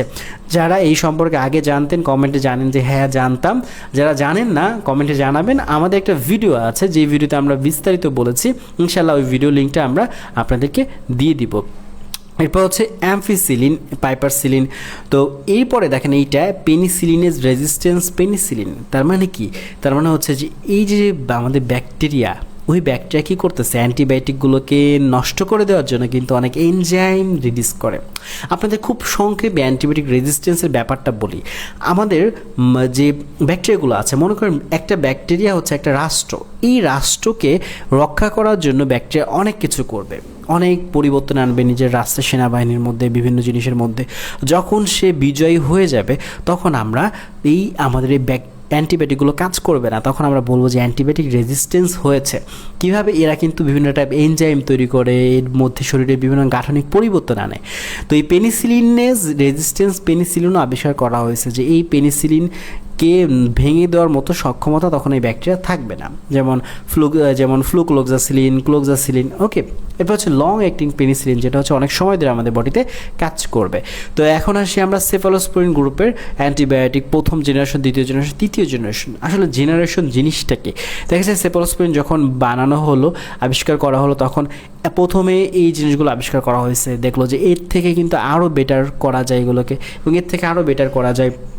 এবং এই জেনারেশনগুলোর মধ্যে কি আছে, দেখা যায় যে পার্থক্য আছে, যে আমি ইঞ্জেকশন আকারে ব্যবহার করতে পারতেছি, এখানে কোনো ইঞ্জেকশন নাই, তৃতীয় জেনারেশনে কোনো ইঞ্জেকশন নাই, এবং এই একটার ব্যবহার থেকে আরেকটার ব্যবহারে কিন্তু তার ফিচারের মধ্যে কিছু পার্থক্য আছে। তো এভাবে প্রথম, দ্বিতীয়, তৃতীয় জেনারেশনটা তৈরি করা হয়েছে। তো তৃতীয় জেনারেশনের মধ্যে আবার ভাগ আছে, একটা হচ্ছে এগুলো যে এইখানে যার লিস্টগুলো আছে এগুলো হচ্ছে মুখে খাওয়া হয়, আর এইখানে যে লিস্টগুলো করা হয়েছে এগুলো হচ্ছে ইঞ্জেকশন আকারে দেওয়া হয়, যেমন সেফোট্যাক্সিম, সেফট্রাক্সন, এগুলো কিন্তু ইঞ্জেকশন আকারে দেওয়া হয়। এরপর সেফিপিম, এইটা হচ্ছে ফোর্থ জেনারেশন সেফালোস্পোরিন। ওকে, তো আপনারা দেখবেন যে সেফ3 কিন্তু অনেকে বলে, সেফিক্সিম থেকে নাম আসছে সেফ3। সেফ3 কীভাবে তারা নামকরণ করছে, যেটা তৃতীয় জেনারেশন অ্যান্টিবায়োটিক সেফ3। তো এই সেফালোস্পোরিন অ্যান্টিবায়োটিকগুলোকে আমরা মনে রাখবো সেফ শব্দ দিয়ে, দেখবেন প্রত্যেকটা অ্যান্টিবায়োটিকের শুরুতে সেফ শব্দটা আছে। এরপর আসি আমরা এই যে আমরা তো জানতেছিলাম কি এতক্ষণে যে আমাদের সেল ওয়াল সিনথেসিস ইনহিবিটর কোন ওষুধগুলো, কোন অ্যান্টিবায়োটিকগুলো, তার মধ্যে কিন্তু যেগুলো আছে কার্বাপেনাম, মনোব্যাক্টাম। তো এই ওষুধগুলো কিন্তু যেমন মেরোপেনাম আস্তে আস্তে কিন্তু বাজারে আসছে, এবং এগুলো কিন্তু আমরা লেটেস্ট অ্যান্টিবায়োটিক বলতেছি, আরও কিছু লেটেস্ট অ্যান্টিবায়োটিক আছে। তো এই অ্যান্টিবায়োটিকগুলো কিন্তু ব্যবহার খুব সাবধানে করতে হবে। এখনই ব্যবহার করে যদি আমরা রেজিস্ট্যান্স গ্রো করে ফেলি তাহলে কিন্তু একসময় খুব ঝামেলায় পড়তে হবে। তো এরপরে আমরা আসি যে এই যে ব্যাকটেরিয়া যে প্রোটিন সিনথেসিস হয়, সেই প্রোটিন সিনথেসিসটাকে বন্ধ করে দিয়ে যে অ্যান্টিবায়োটিকগুলো কাজ করে তাকে আমরা বলতেছি protein synthesis inhibitor. Tetracycline, macrolide গ্রুপের অ্যান্টিবায়োটিকগুলো, অক্সাজোলিডাইন্স গ্রুপের অ্যান্টিবায়োটিকগুলো, অ্যামিনোগ্লাইকোসাইডের অ্যান্টিবায়োটিকগুলো। তাহলে কোনটা কোন অ্যান্টিবায়োটিক আমরা একটু দেখি। যে টেট্রাসাইক্লিন কিন্তু সিঙ্গেল কোনো শুধু অ্যান্টিবায়োটিক না, টেট্রাসাইক্লিন একটা গ্রুপ অফ অ্যান্টিবায়োটিক। তো এটা এই যে মানে টেট্রাসাইক্লিন একটা গ্রুপের নাম। তো এই গ্রুপের মধ্যে কিন্তু আছে ডক্সিসাইক্লিন, অক্সিটেট্রাসাইক্লিন, টেট্রাসাইক্লিন হাইড্রোক্লোরাইড, টাইগিসাইক্লিন। তো এইগুলো এক একটার ব্যবহার কিন্তু এক এক রকম। তো টেট্রাসাইক্লিনের শেষে কি থাকবে, সাইক্লিন শব্দ দেখে আপনারা মনে রাখবেন যে এই ওষুধগুলোর সাথে দুধ এবং দুধ জাতীয় খাবার, অ্যান্টাসিড এগুলো খাওয়া যাবে না, জিঙ্ক জাতীয় খাবার খাওয়া যাবে না। কারণ কি, এগুলোর মধ্যে আয়ন আছে। কী কী আয়ন? যেমন দুধে ক্যালসিয়াম আয়ন, অ্যান্টাসিডে কিন্তু অ্যালুমিনিয়াম আয়ন, ক্যালসিয়াম আয়ন, এগুলো জিঙ্ক আয়ন। এই আয়নগুলোর সাথে এই ওষুধগুলো বিক্রিয়া করে ওষুধের অ্যাবজর্পশনটা কমে যায়। আচ্ছা, এরপরে আসি আমরা এই প্রোটিন সিনথেসিস ইনহিবিটরের মধ্যে ম্যাক্রোলাইড, যেমন অ্যাজিথ্রোমাইসিন, এটা কিন্তু আপনারা অনেকেই যাবেন, খুব কমনলি এটা ইউজ করা হয়। ক্লাইট্রোমাইসিন, এরিথ্রোমাইসিন, মাইসিন শব্দ থাকবে লাস্টে। গ্লাইকোসাইডে এখানে কিন্তু জেন্টামাইসিন ইঞ্জেকশন আকারে ব্যবহার করা হয়। কেনামাইসিন যেটা আই ড্রপ হিসেবে ব্যবহার করা হচ্ছে, স্ট্রিপ্টোমাইসিনের ইনজেকশনে ব্যবহার করা হয়।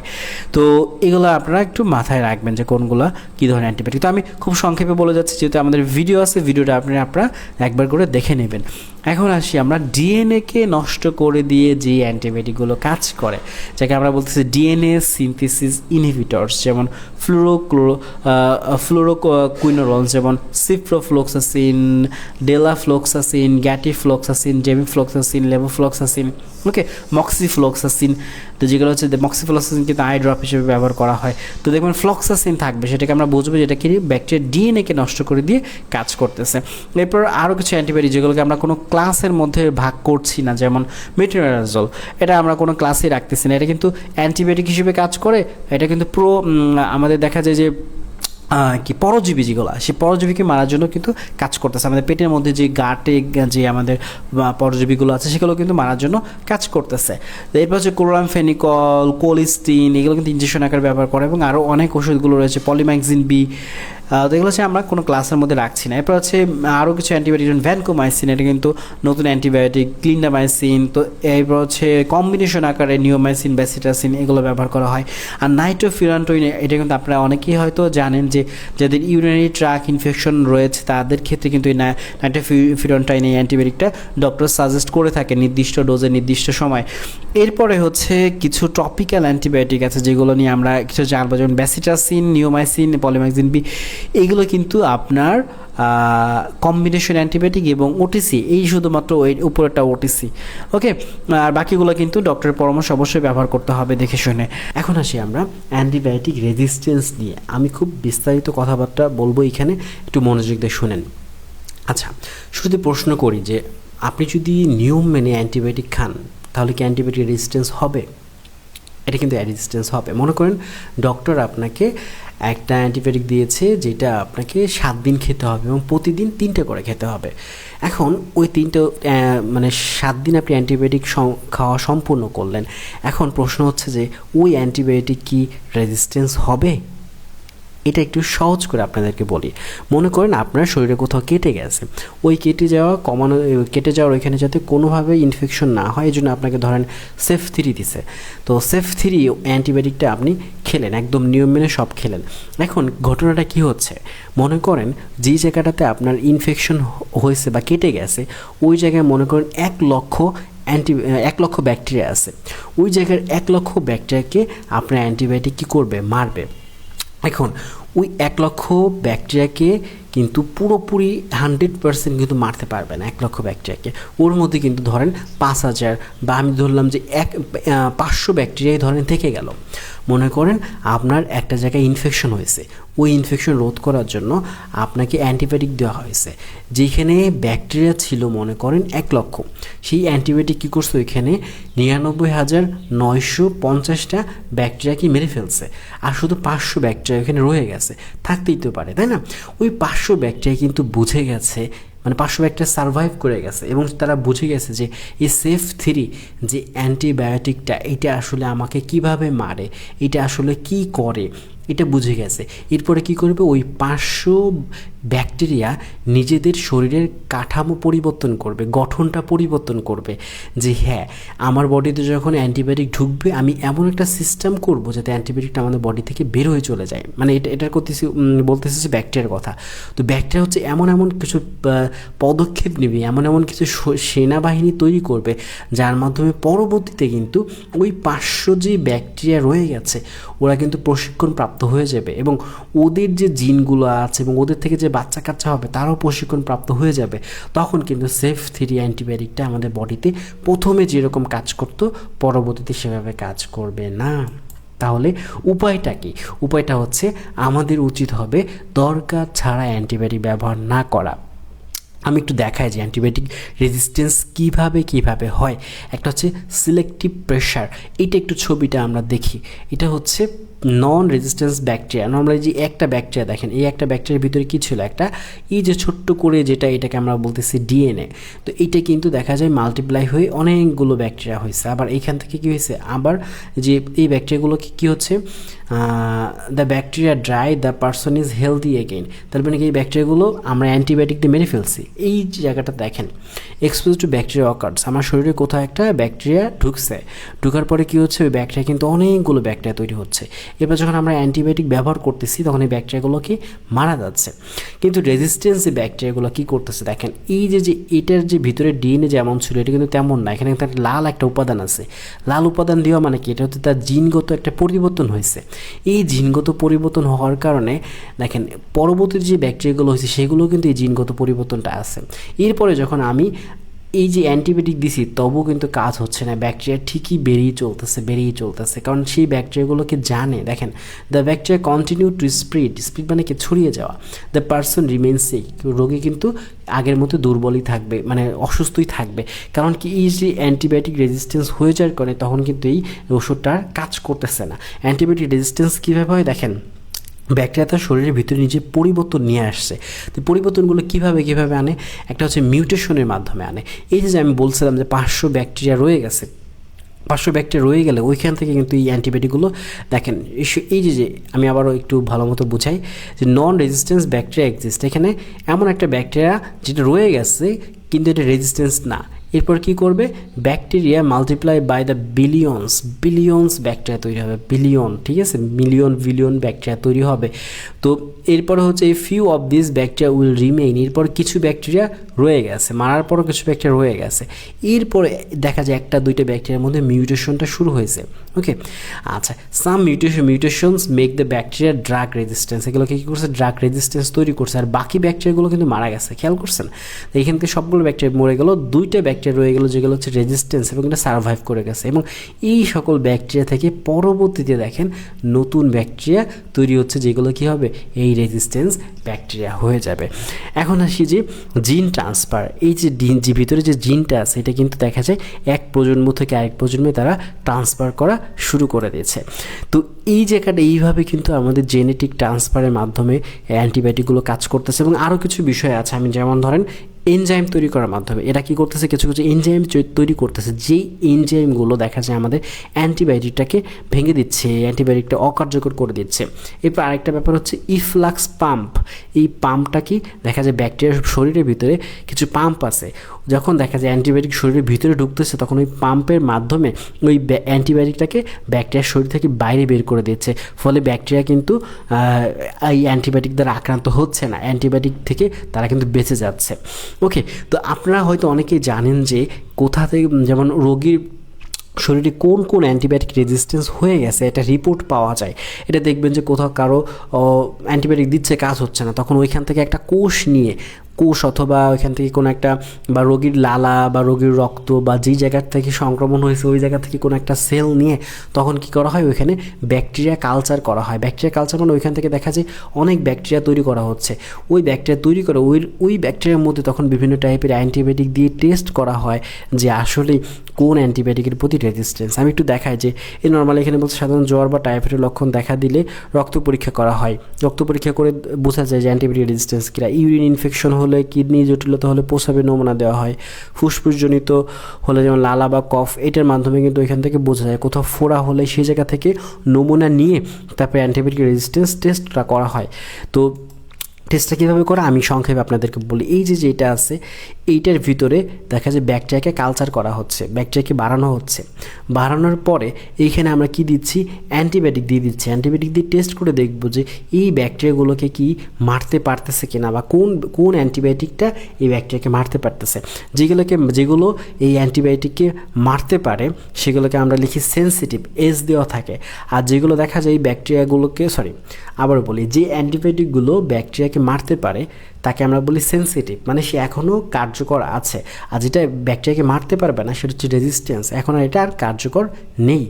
ওকে, তো এই অ্যান্টিবায়োটিকের কারণ, রেজিস্ট্যান্সের কারণ কি, কারণ যেমন ওভার প্রেসক্রাইবিং অফ অ্যান্টিবায়োটিক্স, অ্যান্টিবায়োটিকের দরকার নাই তবু খাচ্ছি। অ্যান্টিবায়োটিক আমি না খেলেও হবে, ভাইরাল আমার কোনো ইনফেকশন হয়েছে তবু আমি অ্যান্টিবায়োটিক খাচ্ছি। তার বেশি অ্যান্টিবায়োটিক খেলে কী হচ্ছে, আমাদের শরীরের ব্যাকটেরিয়াগুলো সচেতন হয়ে যাচ্ছে, জেগে যাচ্ছে, তখন তারা এই বিভিন্ন ধরনের জেনেটিক পরিবর্তন নিয়ে আসতেছে। এরপর হচ্ছে patient not taking antibiotic as prescribe. দেখা যায়, আমি একটু বলি, এখন কথা হচ্ছে যে তাহলে কি আমি ডোজ কমপ্লিট করব না? অবশ্যই আপনি ডোজ কমপ্লিট করবেন। আমি তো সেটাই বলেছি যে আপনি যদি পুরো ডোজ কমপ্লিট করেন তাহলে 1 লক্ষের মধ্যে আপনি 99,950টায় আপনি অ্যান্টিবায়োটিককেই কিন্তু ব্যাকটেরিয়াকে কিন্তু আপনি মারতে পারতেছেন। কি এখন আপনি যদি ধরেন অর্ধেক খেয়ে মনে করেন আপনার 1 লক্ষ ব্যাকটেরিয়ার কারণে আপনার ইনফেকশনটা হয়েছে, আপনি 50,000 ব্যাকটেরিয়াকে মেরে ফেললেন, তাহলে কিন্তু আপনি অনেকটাই সুস্থ। এখন আপনার মনে হলো যে না, আমি তো সুস্থ হয়ে গেছি, কিন্তু আপনার বাকি যে 50,000 ব্যাকটেরিয়া রয়ে গেছে তারা কিন্তু জেনেটিক পরিবর্তন করে ফেলবে। জেনেটিক পরিবর্তন করে ফেলার মাধ্যমে তারা কিন্তু তখন রেজিস্ট্যান্স হয়ে যাবে।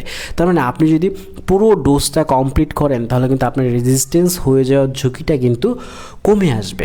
রেজিস্ট্যান্স হবে, কিন্তু যে অল্প ব্যাকটেরিয়া হবে সেগুলো দিয়ে খুব একটা ঝামেলা তৈরি হবে না। পরবর্তীতে আপনি ওই অ্যান্টিবায়োটিকটা ব্যবহার করলে সেটা দেখবেন কিছুটা হলেও আগের তুলনায় অল্প কাজ করলেও তবে সেটা বেটার কাজ করবে, যেটা আপনি অর্ধেক খেয়ে রেখে দিয়েছেন। ওকে, তার মানে কি আপনার পুরোটা যে প্রেসক্রিপশনে যে ডোজটা আপনাকে বলা আছে সেই অনুযায়ী খেতে হবে। এরপর হচ্ছে আমাদের হাঁস মুরগি খামারে যে এগ্রিকালচারে যে অ্যান্টিবায়োটিক ব্যবহার করা, এটার মাধ্যমে কিন্তু রেজিস্ট্যান্সটা অনেক বেশি হয়। ওকে, এরপর হচ্ছে পোর ইনফেকশন কন্ট্রোল ইন হসপিটাল এবং ক্লিনিক। আমাদের হসপিটাল এবং ক্লিনিকগুলোতে কিন্তু এইটা একটা বড় সমস্যা। অপারেশন হয়েছে হওয়ার পরে আমরা রোগীকে অ্যান্টিবায়োটিক দিচ্ছি। কেন দিচ্ছি? কারণ যাতে ওখানে ইনফেকশন না হয়। এখন আমরা যদি হসপিটালের পরিবেশ বা আমরা যদি আমাদের হাইজিনটা সুন্দর করে মেনটেন করতে পারি তাহলে কিন্তু এই অ্যান্টিবায়োটিকটাগুলো আর লাগতো না। ওকে, এবার হচ্ছে পোর হাইজিন স্যানিটাইজেশন।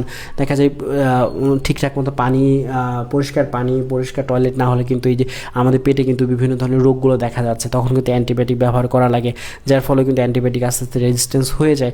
এবং আমাদের এই যে lack of rapid laboratory test, ঠিক আছে, ল্যাবরেটরি টেস্ট না করার কারণে কী হচ্ছে, আমরা দেখা যায় উল্টাপাল্টা অ্যান্টিবায়োটিক খেয়ে আমাদের অ্যান্টিবায়োটিকগুলো রেজিস্ট্যান্স করায় ফেলছে। তো এই ব্যাপারগুলো মাথায় রাখবেন এবং আশা করি আমাদের এই অ্যান্টিবায়োটিক নিয়ে পুরো ভিডিওটা আপনার ভালো লেগেছে। 2টা পার্ট যে ভিডিওগুলো গিয়েছে, এবং আপনাদের কোনো প্রশ্ন থাকলে অবশ্যই কমেন্টে জানাবেন। সো কথা হবে পরবর্তী ক্লাসে।